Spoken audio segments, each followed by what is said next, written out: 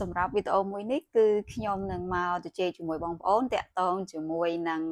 មនុស្សស្រីអូខេមិនមែននិយាយដើមទេណាអូខេគឺចង់មកស្គាល់ថាតើគាត់មានអត្តចរិតម៉េចអិយាមយាទម៉េចហើយថាតើគាត់មានទំនោរចិត្តឬក៏ការចូលចិត្តរបស់គាត់ការមិនចូលចិត្តរបស់គាត់នឹងមានលក្ខណៈអីខ្លះអូខេហើយខ្ញុំនិយាយនេះមិនមែនមានន័យថាខ្ញុំដឹងទាំងអស់ទេអូខេហ្នឹងហើយមួយជ្រុងដែលខ្ញុំអាចនិយាយបានអូខេហើយនិយាយពីមនុស្សស្រីខ្ញុំក៏ចង់បញ្ជាក់ដែរថាវីដេអូមួយនេះគឺមិនមែនសម្រាប់តែមនុស្សស្រីទេមិនមែនសម្រាប់តែនារីទេគឺទាំងបុរសក៏អាចចូលរួមជជែកដើម្បីយើងស្គាល់មនុស្សស្រីទាំងអស់គ្នាអូខេហ្នឹងហើយស្គាល់អត្តចរិតរបស់គាត់អីហោហេតុអីខ្ញុំនិយាយមិញហ្នឹងហើយសម្រាប់បងប្អូនដែលគាត់មានភេទទី3ដែលមានទំនោរណាមានទំនោរទៅជាមនុស្សស្រីឬក៏អត្តចរិតអីយ៉ាងម៉េចជាមនុស្សស្រីហ្នឹងហើយក៏អាចនិយាយថានៅក្នុងប្រធានបទនេះដែរអូខេហ្នឹងហើយអញ្ចឹងសរុបរួមគឺយើងអត់ប្រកាន់ភេទណាហ្នឹងហើយភេទស្រីឬក៏ភេទទី3ដែលមានទំនោរជាមនុស្សស្រីក៏យើងសំដៅសំខាន់គឺទៅលើអត្តចរិតនិងមារយាទរបស់គាត់ថាតើគាត់មានទំនោរចិត្តបែបម៉េចអូខេអូខេអញ្ចឹងអ្វីដែលខ្ញុំអាចនិយាយបាននៅក្នុងវីដេអូមួយនេះគឺតាមរយៈបទពិសោធន៍ក៏ដូចជាការសង្កេតផ្ទាល់អំពីមនុស្សស្រីតើគាត់មានអរិយាមារយាទនិងអកប្បកិរិយាចំណូលចិត្តរបស់គាត់អីមិនអញ្ចឹងណាហ្នឹងហើយអញ្ចឹងវីដេអូនេះមែនតើគឺដោយសារតែវាគៀកទៅនឹងថ្ងៃទិវាសិទ្ធិនារីអូខេអញ្ចឹងក៏ខ្ញុំនឹកឃើញថាចង់និយាយអំពីរឿងនារីអូខេពីស្ត្រីរបស់យើងអូខេហ្នឹងហើយអ្វីដែលខ្ញុំ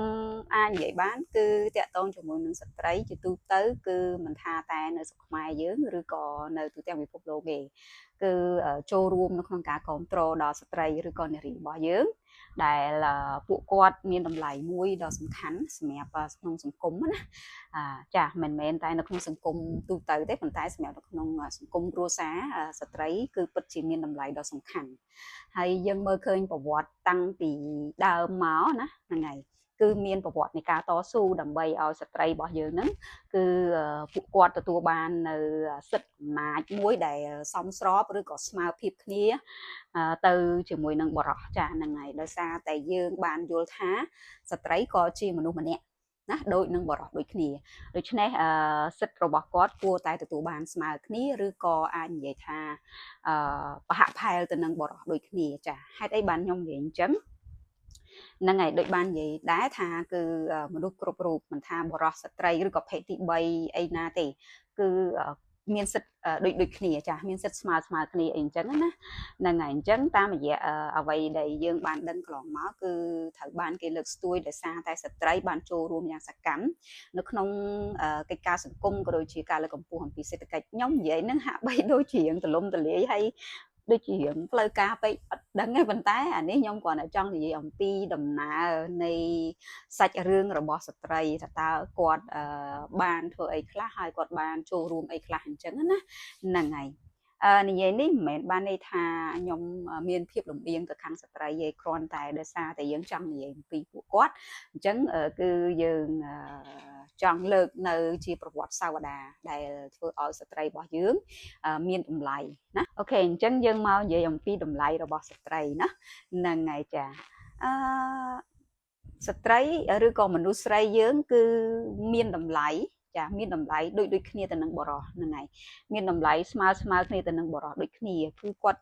មានសិទ្ធិគ្រប់គ្រាន់នៅក្នុងការចូលរួមអភិវឌ្ឍសង្គមក៏ដូចជាសេដ្ឋកិច្ចណាហ្នឹងហើយសេដ្ឋកិច្ចអាចជារួមសម្រាប់សេដ្ឋកិច្ចប្រទេសឬក៏នៅក្នុងសេដ្ឋកិច្ចគ្រួសារជាទូទៅយើងមើលឃើញយើងមើលនៅក្នុងសង្គមខ្មែរជាទូទៅយើងមើលឃើញថាស្ត្រីពីដើមឡើយភាគច្រើនគឺត្រូវបានគេចាត់ទុកថាជាមនុស្សម្នាក់ដែលសំខាន់សម្រាប់គ្រួសារមានន័យថាយ៉ាងម៉េចគឺស្ត្រីយើងគឺលះបង់ចាលះបង់ច្រើនហ្នឹងហើយលះបង់ច្រើនដើម្បីចូលរួមដើម្បីចំណាយពេលវេលារបស់ខ្លួនឯងកម្លាំងកាយចិត្តនៅក្នុងការមើលថែក្រុមគ្រួសារច្រើនជាងនឹងបរិសុទ្ធអញ្ចឹងតាមរយៈតាមរយៈឧទាហរណ៍ឬក៏អ្វីដែលយើងបានមើលឃើញនេះគឺឃើញថា នៅពេលដែលស្ត្រីរបស់យើងចំណាយពេលសម្រាប់ការមើលថែក្រុមគ្រួសារឬក៏កូនឬក៏សមាជិកក្រុមគ្រួសារប្តីអីអញ្ចឹងជាដើមពុកម្ដាយអញ្ចឹងយើងមើលឃើញថានៅពេលខ្លះវាជាបញ្ហាមួយប្រឈមសម្រាប់ស្ត្រីដែរហើយក៏ជាបញ្ហាប្រឈមសម្រាប់ប្រទេសយើងឬក៏សង្គមយើងដែរដោយសារហេតុអីនៅក្នុងសង្គមមួយគឺអាចរីកចម្រើនទៅបានមិនអាចអត់ស្ត្រីបានទេមិនមែនគាត់គ្រាន់តែចូលរួមនៅក្នុងការមើលថែឬក៏ថែរក្សាក្រុមគ្រួសារទេប៉ុន្តែប្រសិនបើគាត់មិនបានចូលរួមនៅក្នុងការអភិវឌ្ឍសេដ្ឋកិច្ចនោះអាចនឹងក៏ពិបាកដូចគ្នាពិតមែនទែនចង់និយាយថាការចាយពេលវេលារបស់គាត់កម្លាំងកាយចិត្តនៅក្នុងការមើលថែសមាជិកក្នុងក្រុមគ្រួសារក៏ជាផ្នែកមួយនៅក្នុងការលើកកម្ពស់សេដ្ឋកិច្ចគ្រួសារដូចគ្នាមានន័យថាម៉េចមានន័យថាបើសិនបើស្ត្រីបើយើងមិនបានលះបង់ទាំងអស់នោះទេដើម្បីមើលថែក្រុមគ្រួសារនោះប្រកាសណាបុរសគឺមិនអាចនឹងចេញទៅធ្វើការឬប្រកបរបរនៅខាងក្រៅបានដោយងាយស្រួលនោះទេចាហ្នឹងហើយហ្នឹងទី1ទី2គឺគាត់ក៏អាចនឹងចូលរួមនៅក្នុងការអភិវឌ្ឍសេដ្ឋកិច្ចមួយផ្នែកទៀតគឺតាមរយៈការបង្កើតនៅមុខរបរផ្ទាល់ខ្លួនណាឧទាហរណ៍ថាគាត់អាចនឹងមានមុខរបរនៅផ្ទះឬក៏អាចមានមុខរបរណាមួយដែលគាត់អាចនឹងធ្វើការប្រកបរបររកស៊ីផងហើយគាត់អាចមើលថែក្រុមគ្រួសារបានដែរហ្នឹងហើយឬក៏ស្ត្រីយើងខ្លះផ្សេងទៀតគឺគាត់ចេញទៅធ្វើការអីចឹងដូចបរោះប៉ុន្តែក្រៅពីហ្នឹងគឺគាត់ត្រូវចាយពេលវេលារបស់គាត់ដើម្បីមកមើលថែសមាជិកក្នុងក្រុមគ្រួសារដូចគ្នាចាខណៈដែលបរោះនេះខ្ញុំនិយាយកាលពីមុនចាខណៈដែលបរោះយើងគឺភាគច្រើនគាត់គិតតែរឿងការប្រកបរបរឬការធ្វើការហ្នឹងឬក៏និយាយមកថាគឺរកចំណូលដើម្បីចូលគ្រួសារហ្នឹងហើយខណៈដែលនារីរបស់យើងគឺគាត់ផ្ដោតទៅលើរឿងការមើលថែក្រុមគ្រួសារជាជាងការរកចំណូលអញ្ចឹងមានន័យថាការរកចំណូលកាលពីជំនាន់មុនគឺពឹងផ្អែកទៅលើបរិសុទ្ធច្រើនចា៎ប៉ុន្តែដោយសម័យកាលរីកចម្រើនហើយដោយសារមើលឃើញថាភាពចាំបាច់នៃការចូលរួមរបស់ស្ត្រីនៅក្នុងការអភិវឌ្ឍសង្គមក៏ដូចជាសេដ្ឋកិច្ចអញ្ចឹងរបត់នេះត្រូវបានផ្លាស់ប្ដូរហ្នឹងហើយគឺស្ត្រីរបស់យើងក៏បានចូលរួមនៅក្នុងការបង្កើតមុខរបរឬក៏ការងារផ្ទាល់ខ្លួនឯងបន្ថែមទៀតដើម្បីជួយផ្គត់ផ្គង់ជីវភាពគ្រួសារក្រៅពីនោះគឺការចិញ្ចឹមបីបាច់ថែរក្សាសមាជិកក្នុងគ្រួសារក៏នៅតែជាបន្ទុកសម្រាប់ស្ត្រីដូចគ្នាយ៉ាងណាមិញដោយសារតែស្ត្រីបានចូលរួមយ៉ាងសកម្មនៅក្នុងការអភិវឌ្ឍសង្គមក៏ដូចជាសេដ្ឋកិច្ចអញ្ចឹងយើងឃើញថាការយល់ដឹងក៏ដូចជាការចែករំលែកអំពីបរិសុទ្ធដូចគ្នាគឺគាត់ក៏បានចូលរួមនៅក្នុងការចែករំលែកពេលវេលារបស់គាត់ណាខ្ញុំនិយាយបរិសុទ្ធខ្លះហេអូខេហ្នឹងហើយគឺគាត់បានចូលរួមនៅក្នុងការចែករំលែកពេលវេលាដើម្បីមើលថែក្រុមគ្រួសារដូចគ្នាអញ្ចឹងសរុបមកគឺយើងមើលឃើញថាការអភិវឌ្ឍទាំងអស់នេះឬក៏ទំនោរទាំងអស់នេះត្រូវបានផ្លាស់ប្ដូរខ្លាំងខ្ញុំគិតថាខ្លាំងហ្នឹងហើយអញ្ចឹងបុរសនិងស្ត្រីមានសិទ្ធិស្មើគ្នាចាគាត់អាចទៅធ្វើការដូចគ្នាគាត់អាចទៅប្រកបរបររកស៊ីដូចគ្នាទន្ទឹមនឹងហ្នឹងគឺគាត់អាចចែកពេលវេលារួមគ្នាដើម្បីមើលថែរក្សាក្រុមគ្រួសាររបស់ពួកគាត់ប៉ុន្តែកន្លែងនេះខ្ញុំនៅតែសង្កេតឃើញថាមកដល់បច្ចុប្បន្នគឺឃើញថាបុរសខ្ញុំគិតថានៅភាគតិចនៅឡើយទេដែលគាត់បានលះបង់ពេលវេលាចិត្តកាយរបស់គាត់ដើម្បីមើលថែក្រុមគ្រួសារអានេះខ្ញុំនិយាយខ្លះហ្នឹងណាហ្នឹងហើយហើយភាគច្រើនគឺការលះបង់ពេលវេលារបស់ស្ត្រីក៏ដូចជាកម្លាំងកាយចិត្តរបស់ស្ត្រីហ្នឹងទៅការមើលថែបីបាច់ក្រុមគ្រួសារហ្នឹងគឺច្រើនជាងបុរសខ្ញុំគិតថាអញ្ចឹងណាបើសិនជាខុសអាចជាស្រ័យផងខ្ញុំអាចនិយាយបានថាខ្ញុំបានមើលរបាយការណ៍ខ្លះហ្នឹងហើយរបស់អង្គការមួយចំនួនគឺគេបានបញ្ជាក់ឲ្យថាចំនួនស្ត្រីភាគរយរបស់ស្ត្រីដែលគាត់ចំណាយពេលវេលាសម្រាប់មើលថែក្រុមគ្រួសារហ្នឹងគឺខ្ពស់ជាងបុរសចាស់ខ្ពស់ជាងបុរសខ្ទង់ប្រហែលជាខ្ញុំគិតថា70%ហ្នឹងហើយនៃស្ត្រីហ្នឹងគឺគាត់បានចំណាយពេលទៅលើកិច្ចការងារទាំងអស់ហ្នឹងចាខណៈដែលគាត់នៅតែរកចំណូលជាបំពេញតួនាទីជាសមាជិកក្នុងក្រុមគ្រួសារម្នាក់ដើម្បីរកចំណូលផ្គត់ផ្គង់ជីវភាពដូចគ្នាចាហ្នឹងហើយនិយាយនេះអាចបរិសុទ្ធខ្លះគាត់អត់សប្បាយចិត្តហ្នឹងហើយប៉ុន្តែខ្ញុំគិតថាអានេះគឺជារឿងពិតដែលយើងគួរតែទទួលស្គាល់ទាំងអស់គ្នាអញ្ចឹងណាឥឡូវយើងងាកមករឿងដែលតើស្ត្រីគាត់មានចំណូលចិត្តមិនអិយាបថគាត់មិនអញ្ចឹងណាហ្នឹងហើយចាក្នុងប្រធានបទរបស់យើងមិញនេះខ្ញុំនិយាយទូទៅបើយើងមើលស្ត្រីខ្ញុំគិតថាចំណុចទី1ដែលសំខាន់ហើយប្រហែលជាបរិសុទ្ធបានដឹងគឺស្ត្រីនិងបរិសុទ្ធគឺខុសគ្នាបើសិនជាយើងមើលទៅគឺឃើញថាស្ត្រីឬក៏នារីយើងហ្នឹងគឺថាយើងមើលគាត់ពីសបកខាងក្រៅហ្នឹងហើយគឺយើងមើលឃើញថា appearance សបកខាងក្រៅរបស់គាត់ហ្នឹងអាកប្បកិរិយារបស់គាត់ហ្នឹងគឺទន់ភ្លន់ជាងបរិសុទ្ធភាគច្រើនអូខេភាគច្រើនហ្នឹងហើយតែក៏មានស្ត្រីខ្លះមួយចំនួនគឺមើលពីខាងក្រៅមើលទៅរឹងមាំអូខេហ្នឹងហើយប៉ុន្តែ យ៉ាងណាក៏ដោយទោះបីជាមើលពីក្រៅទន់ភ្លន់ឬក៏មើលពីក្រៅរឹងមាំក៏ដោយក៏ខ្ញុំអាចនិយាយបានថាស្ត្រីរបស់យើងចិត្តខាងក្នុងណាហ្នឹងហើយផ្នែកខាងក្នុងគឺទន់ភ្លន់ជាងបរោះហ្នឹងហើយទន់ភ្លន់ជាងបរោះហ្នឹងគឺជាចំណុចមួយដែលពិសេសឬក៏អាចថាលក្ខណៈខុសគ្នាពីបរោះក៏ដូចជាខ្ញុំគិតថាជាចំណុចដែលជាតម្លៃរបស់ស្ត្រីដូចគ្នាអញ្ចឹងណាភាពទន់ភ្លន់របស់គាត់មានន័យថាមិនមែនទន់ភ្លន់តែកាយវិការអិរិយាបថអីរបស់គាត់ទេប៉ុន្តែគឺបើនិយាយពីថាធ្វើកិច្ចការអីមួយស្ត្រីគឺមានភាពអត់ធ្មត់អត់ធន់ជាមួយនឹងកិច្ចការហ្នឹងច្រើនជាងបុរសចាហ្នឹងហើយបុរសអាចនឹងឧទាហរណ៍ថាគាត់ស្ត្រីគាត់ទ្រាំបានរហូតដល់8ម៉ោងខ្ញុំឧទាហរណ៍ណានឹងគាត់អាចទ្រាំបាន8ម៉ោងតែបុរសអាចប្រហែលជាត្រឹមពាក់កណ្ដាលអីហ្នឹងឬក៏តិចជាងហ្នឹងអីអញ្ចឹងហ្នឹងគឺយើងមើលឃើញថាវិភាគភាពខុសគ្នាហើយដែលជាគុណតម្លៃមួយរបស់ស្ត្រីមួយវិញទៀតស្ត្រីយើងក៏យើងមើលឃើញអេយ៉ាមួយទៀតគឺសម្ដីសម្ដៅដែលគាត់និយាយចេញទៅខ្ញុំគិតថាភាគច្រើនគឺគាត់អាចជាងទន់ភ្លន់ជាងបរិសុទ្ធដូចគ្នាហ្នឹងហើយគាត់អាចនៅនិយាយលក្ខណៈថាមានថាអាចថាមិនជាផ្អែមល្ហែមពេកប៉ុន្តែមានបងប្អូននារីខ្លះគឺផ្អែមល្ហែមណាផ្អែមល្ហែមគាត់និយាយសម្ដីព្រោះភាសាអីអញ្ចឹងណាហ្នឹងហើយស្ដាប់មើលទៅគឺព្រោះហ្នឹងហើយគឺព្រោះគួរឲ្យស្រឡាញ់ហ្មងហ្នឹងហើយតែក៏មានស្ត្រីខ្លះក៏គាត់អត់សូវចេះអារឿងអស់អញ្ចឹងដែរជួយចិត្តនិយាយត្រង់ទៅគាត់អត់សូវមានអរិយាប័ត្រនៃការលើកដាក់សម្លេងដើម្បីឲ្យវាព្រោះភាសាទេអញ្ចឹងណាសំដៅទៅលើថូនទៅលើលបឿនឬក៏សរុបមកគឺអំពីពាក្យពេចន៍សម្ដីដែល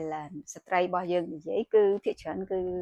ខ្ញុំគិតថានៅតែមានលក្ខណៈទន់ភ្លន់ជាងបរោះហ្នឹងហើយបរោះហ្នឹងហើយ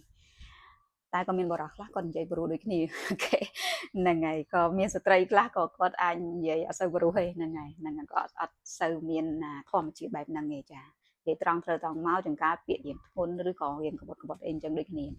ប៉ុន្តែយ៉ាងណាយើងមើលឃើញថាជាទូទៅគឺស្ត្រីមានលក្ខណៈរៀងទន់ភ្លន់គាត់អាចបត់បែនបានមកភាពទន់ភ្លន់នឹងច្រើនជាងបុរសចាអាហ្នឹងទី2ហ្នឹងហើយហើយទី3បើយើងនិយាយអំពីការទំនាក់ទំនងវិញស្ត្រីរបស់យើងគឺបើនិយាយថាឲ្យទៅទំនាក់ទំនងកិច្ចការអីមួយឬក៏ធ្វើកិច្ចការអីមួយគឺគាត់ហាក់បីដូចជាមានភាពពិសេសនឹងទុនពិសេសជាងបរោះនៅត្រង់ថាគាត់អាចទទួលបានផលល្អជាងបរោះហ្នឹងហើយអញ្ចឹងប្រសិនបើចង់ឲ្យកិច្ចការងារមួយដែលទទួលបានលទ្ធផលល្អមានសភាពគឺគួរតែឲ្យឱកាសសម្រាប់ស្ត្រីដើម្បីគាត់ទៅធ្វើការទំនាក់ទំនងអញ្ចឹងណាខ្ញុំអត់ដឹងថាដោយសារអីទេប៉ុន្តែប្រហែលជាដោយសារភាពទន់ភ្លន់ហើយនឹងដោយសារតែអាចថាបរិយាកាសសង្គមផ្ដល់ឱកាសសម្រាប់ឲ្យស្ត្រីហ្នឹងហើយដោយសារអាចថាយល់ថាស្ត្រីជាមនុស្សដែលទន់ភ្លន់ជាមនុស្សដែលគេហៅថាទន់ភ្លន់ឬក៏អាចនិយាយថាគេឲ្យតម្លៃលើស្ត្រីអញ្ចឹងណាហ្នឹងហើយអញ្ចឹងបានជាការតំណែងតំណងភាគច្រើនស្ត្រីតែងទទួលបានលទ្ធផលច្រើនជាងបរិសុទ្ធដែលគាត់ធ្វើការតំណែងតំណងកិច្ចការអីមួយអញ្ចឹងណាហ្នឹងហើយអាហ្នឹងក៏ជាគុណតម្លៃហើយក៏ពិតជាអរគុណសម្រាប់សង្គមនិងបរិយាកាសនោះដែលផ្ដល់ឲ្យដល់ស្ត្រីក្នុងរឿងមួយនឹងដែរមានអីទៀតហ្នឹងហើយទី1គឺតកតងជាមួយនឹងចិត្តរបស់គាត់ហ្នឹងហើយចិត្តរបស់គាត់ខាងក្នុងហើយអរិយាបថខាងក្រៅរបស់គាត់សម្ដីដែលគាត់និយាយទៅការទំនាក់ទំនងអីទាំងអស់ហ្នឹងគឺឃើញថាស្ត្រីមានលក្ខណៈបែបហ្នឹងបើយើងងាកមកពីរឿងចំណូលចិត្តឬការចង់បានរបស់ស្ត្រីជាទូទៅមនុស្សស្រីគឺគាត់ហ្នឹងហើយតាមពិតទៅឥឡូវនេះសម័យឥឡូវនេះគឺស្ត្រីនិងបរិសុទ្ធគឺខ្ញុំគិតថាគិតប្រហាក់ប្រហែលគ្នាហ្នឹងហើយពីច្រើនគឺចង់ទទួលបានភាពស្រស់ស្អាតដូចគ្នាហ្នឹងហើយរវាងបរិសុទ្ធនិងស្ត្រីគ្រាន់តែភាគច្រើនយើងតែនិយាយថាស្ត្រីគឺគួរតែឬក៏អាចថាត្រូវតែរក្សាភាពស្រស់ស្អាតរបស់ខ្លួននឹងឲ្យបានជាប់លាប់ហ្នឹងហើយអាចខុសពីបរិសុទ្ធខ្លះគាត់អាចអត់សូវ take care អំពីរឿងហ្នឹងប្រហែលទេអញ្ចឹងណាអត់សូវចេះថែទាំរូបសម្បត្តិរបស់ខ្លួនភាពស្រស់សង្ហារបស់ខ្លួនប្រហែលទេបើធៀបនឹងស្ត្រីគឺទោះបីជាយ៉ាងណាក៏អត់សូវភ្លេចរឿងហ្នឹងដែរហ្នឹងហើយគឺគាត់ភាគច្រើនគឺគាត់តែងតែយកចិត្តទុកដាក់ទៅលើរឿងការថែទាំសម្រស់របស់គាត់អីអញ្ចឹងណាហ្នឹងហើយដើម្បីឲ្យមានភាពស្រស់ស្អាតចាហ្នឹងហើយព្រោះយើងនិយាយថាស្ត្រីជាមនុស្ស មួយដែលត្រូវបានគេលើកតម្កើងណាមិនមែនត្រឹមតែការលើកតម្កើងឲ្យតម្លៃទៅលើកិត្តិយសអីទាំងអស់នេះប៉ុន្តែទៅលើរូបសម្រស់គឺបើនិយាយទៅស្ត្រីគឺត្រូវបានទទួលបានភាពតាក់ទាញហ្នឹងហើយចាហ្នឹងហើយភាពនឹងបរោះប៉ុន្តែយ៉ាងណាខ្ញុំក៏អត់និយាយទាំងអស់ដែរបរោះខ្លះគឺគាត់ពិតជាថែទាំស្បែកគាត់រូបរាងរបស់គាត់ហ្នឹងគឺស្អាតសង្ហាអីចឹងទៅចាអាហ្នឹងនិយាយពីទំនោរចិត្តរបស់ស្ត្រីហ្នឹងហើយហើយមួយទៀតស្ត្រីគឺនៅពេលខ្លះកលៈទេសៈខ្លះគឺគាត់ពិតជាត្រូវការការគ្រប់គ្រងការមើលថែការយកចិត្តទុកដាក់ខ្លាំងជាងបរិសុទ្ធហ្នឹងហើយដោយសារអាចថាធម្មជាតិរបស់មនុស្សស្រីគឺទន់ភ្លន់ហើយត្រូវការការយកចិត្តទុកដាក់ខ្ពស់អីអញ្ចឹងណាហ្នឹងហើយអញ្ចឹងនៅរាល់កិច្ចការមួយចំនួនគឺគាត់អាចនឹងត្រូវបានបង្ហាញនៅអារម្មណ៍របស់គាត់ចាហ្នឹងហើយដើម្បីឲ្យមនុស្សនៅជុំវិញខ្លួនគាត់ហើយជាពិសេសគឺពីបរិសុទ្ធអីអញ្ចឹងដើម្បីទទួលបាននៅការចូលចិត្តហ្នឹងហើយការយកចិត្តយល់ចិត្តនិងយកចិត្តទុកដាក់ហ្នឹងហើយអាចថាផ្ដល់ឱកាសឲ្យពួកគាត់ឲ្យបានច្រើនហ្នឹងណាហ្នឹងហើយយើងមើលឃើញថាស្ត្រីគឺគាត់អាចស្ត្រីមួយចំនួនខ្ញុំគិតថាវាអាចត្រូវហើយដែលស្ត្រីទាំងអស់គួរតែប្រើហ្នឹងហើយនៅក្នុងកលៈទេសៈមួយចំនួនណាហ្នឹងហើយក្នុងកលៈទេសៈមួយចំនួនយើងតែងតែឮថាស្ត្រីគឺមានមាយា100អូខេហ្នឹងហើយ100មាយារបស់ស្ត្រីតាមពិតតាមអ្វីដែលខ្ញុំដឹង100មាយារបស់ស្ត្រីគឺបើយើងស្ដាប់មួយផ្លេតគឺភាគច្រើនគឺសំដៅទៅលើភាពមិនសមរម្យឬក៏ឆ្កងរបស់ស្ត្រីដែលធ្វើណាហ្នឹងហើយប៉ុន្តែខ្ញុំគិតថានៅក្នុងទង្វើមួយចំនួននិងកលៈទេសៈមួយចំនួនគឺស្ត្រីរបស់យើងគួរតែចេះដែរណាគួរតែចេះដែរហ្នឹងហើយស្របជាមួយនឹងធម្មជាតិរបស់យើងគឺជាមនុស្សដែលទន់ភ្លន់អញ្ចឹងណាអញ្ចឹងគួរតែចេះ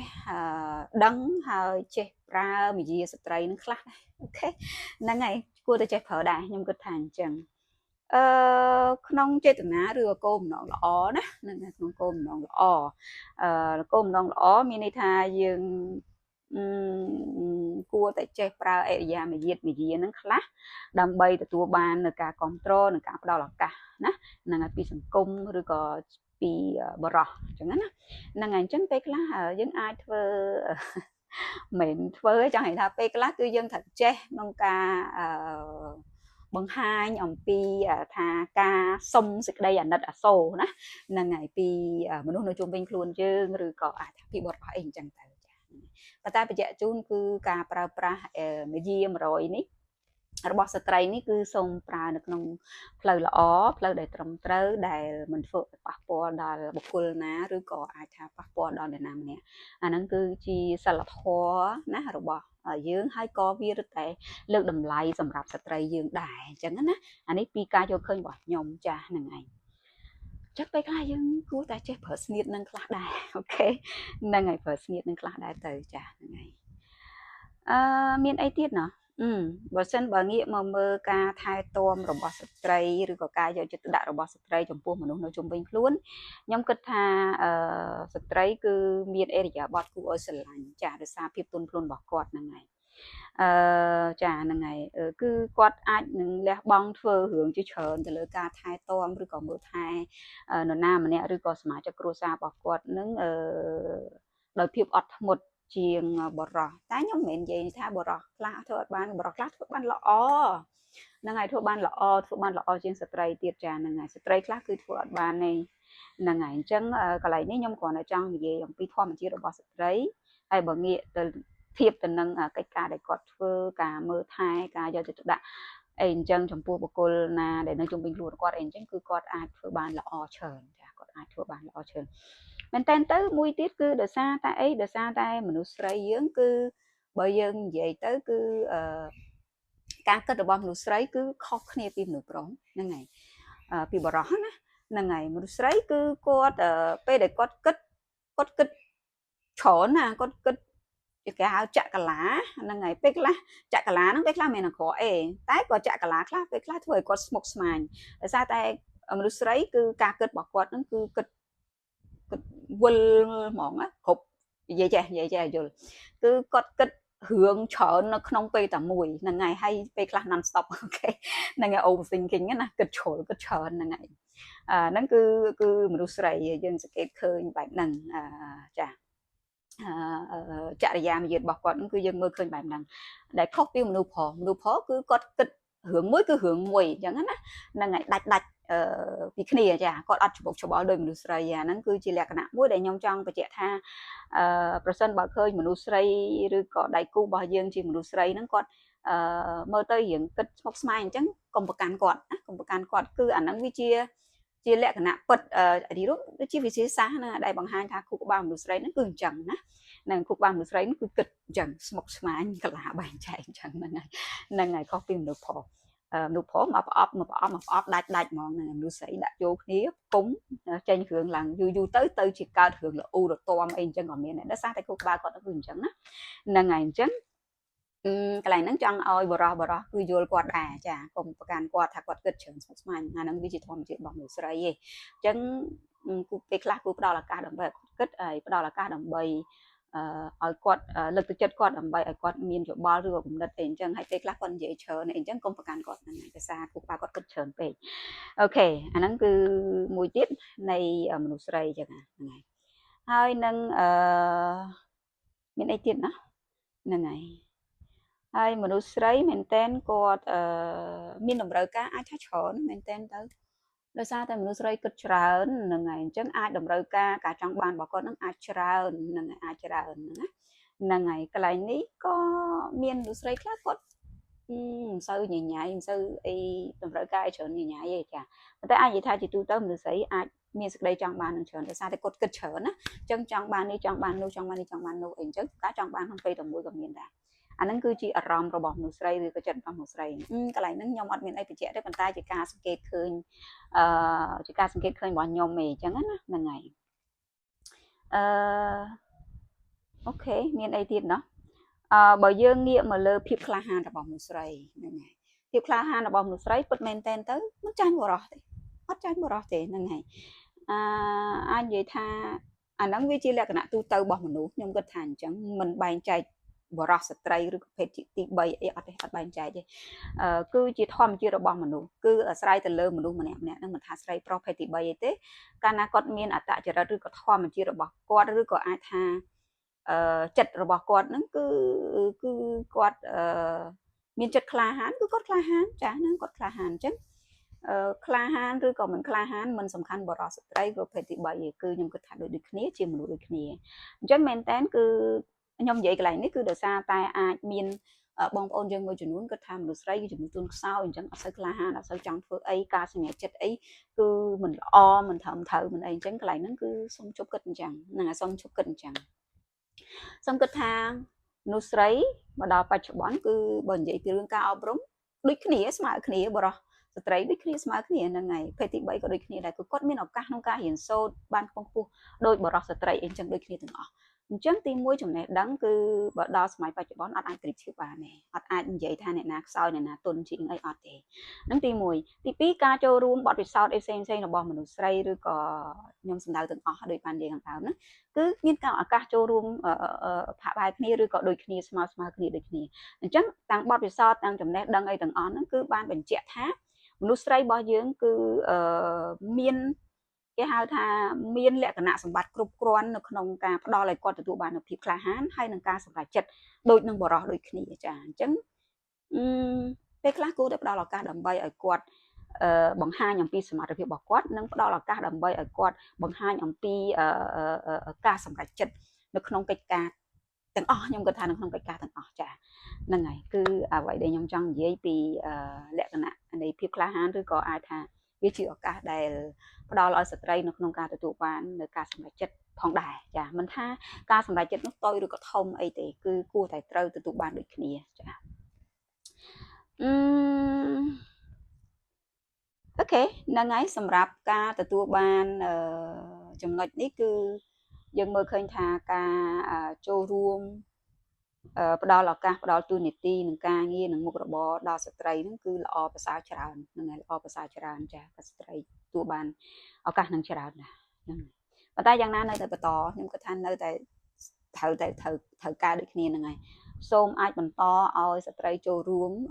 ឲ្យបានច្រើនហើយឲ្យបានខ្ញុំគិតថាពាក់កណ្ដាលជាមួយនឹងបរិសុទ្ធដែរទៅណាហ្នឹងហើយនេះជាអ្វីដែលខ្ញុំគិតថាសំខាន់ដើម្បីយើងផ្ដល់នៅតម្លៃដល់ស្ត្រីចា